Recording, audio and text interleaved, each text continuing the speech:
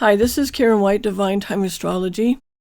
Last month, I did a horary video of the question, if I marry again, what will the marriage be like? And the horary chart it showed that it would be a very negative experience for her.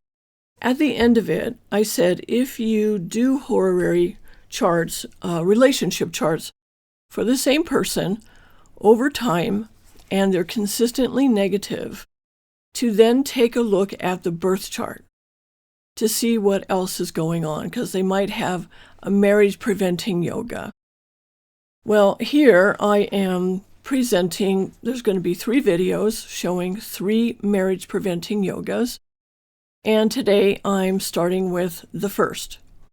Now, I am using the Tropical Zodiac here, and that means that you can use these in your practice if you're a Western astrologer too.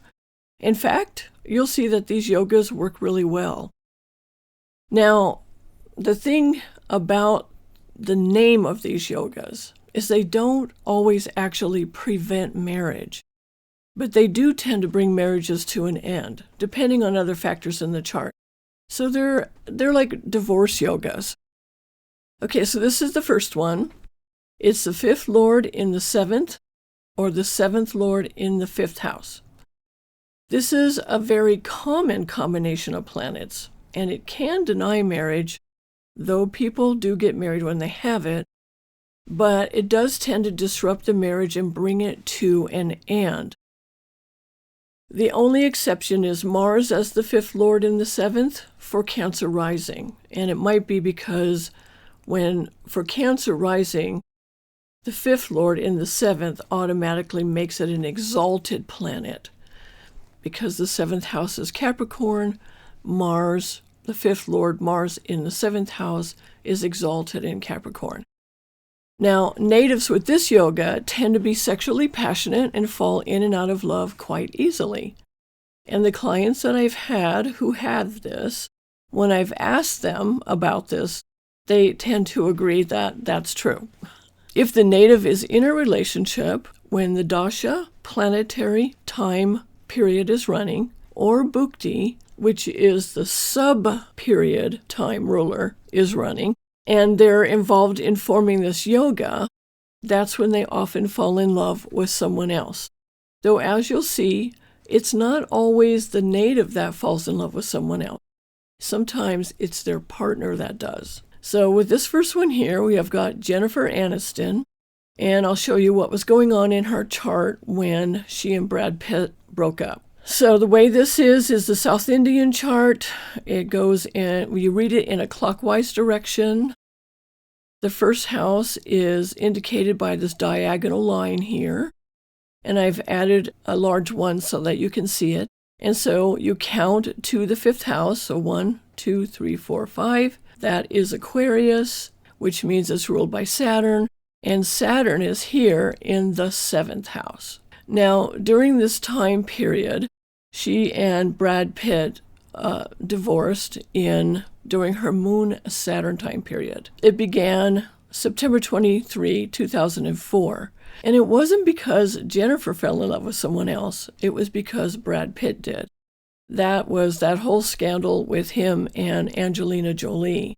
She has a few other things going on here that make marriage very difficult for her. And that is Venus, the ruler, the natural ruler of marriage, is in the 7th house between these 2 cruel planets, which means that's one way of saying this is that Venus is besieged by 2 cruel planets on either side of it. This is a yoga that indicates a person can still married at an advanced age if the 7th house is aspected by a benefic planet. Now, the aspects are the Jaimini Sign Aspects. The regular aspects show Jupiter aspecting the 7th house, but we're not using that one. The Jaimini Sign Aspects is when the dual signs aspect only each other, and the fixed signs aspect the movable signs, and vice versa, except for the sign right next to it. So here, Mars in Scorpio in a fixed sign. It aspects Capricorn, Aries, and Cancer, but it doesn't aspect Libra, which is right next to it. And Capricorn, Aries, Cancer, and Libra are the movable or the cardinal signs.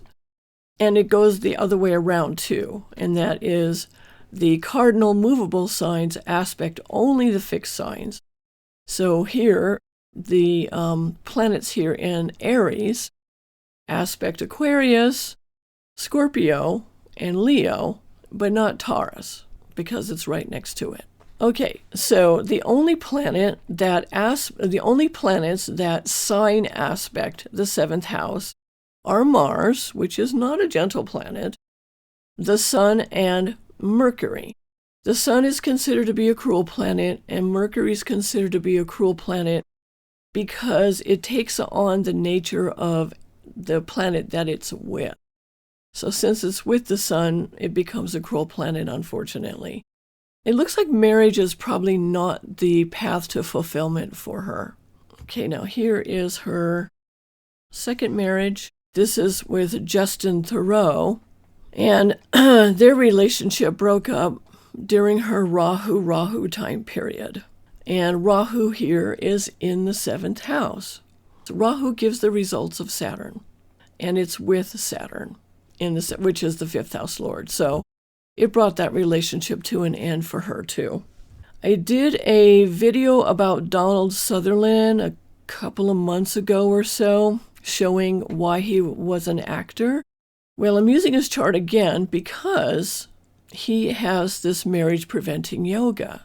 Counting clockwise from his first house, we get to Capricorn here, which rules his 5th. So that's Saturn, and Saturn is in the 7th house.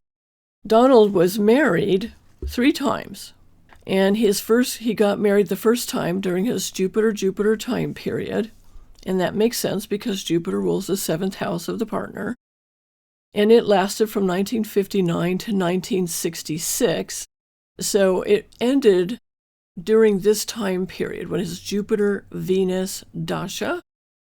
So Jupiter rules the 7th, so it's involved in this yoga. Venus is the natural ruler of marriage. He has it here in the ascendant. So, and also, even if a person doesn't have this marriage-preventing yoga, if they're married during their Jupiter-Venus dasha or their Venus-Jupiter dasha, it can often bring a relationship to an end. But in his case, it was because of this yoga. His second marriage was 1966, during the Jupiter-Venus time period, to 1970. So in 1970, during his Jupiter-Moon dasha, that marriage ended as well. Now, his spouse planet, the Darakaraka, the planet at the lowest degree, is Mercury, here in the sign of Cancer. And the sign of Cancer here is aspected by its own ruler, the moon. So that means it helps him to get married, but in this case, it also helped to bring the marriage to an end. Then he had a relationship with Jane Fonda from 1970 to 1972. And their relationship ended in 1972. Now, they weren't married, so it doesn't really apply in this case to this yoga. Finally, his last marriage that lasted until his death was in Jupiter-Rahu time period. They got married in 1972, and this is when he was 36 years old. Saturn matures at the age of 36. Plus, he does have an exception to this yoga, actually, and that is that the 7th house is aspected by a gentle planet, which is Venus in this case. And then after he got married, he went into his Saturn time period, which normally would bring a marriage to an end, but he had reached the age of 36 years old, and presumably he had learned a lot from his previous marriages and relationships and matured a lot also. So if you have this yoga and you have a benefic, gentle planet aspecting either the 7th or the 5th, then don't despair. You could still marry. It's unlikely to be before the age of 36. Now, I have one client who was married for over 20 years and raised 4 children with this yoga.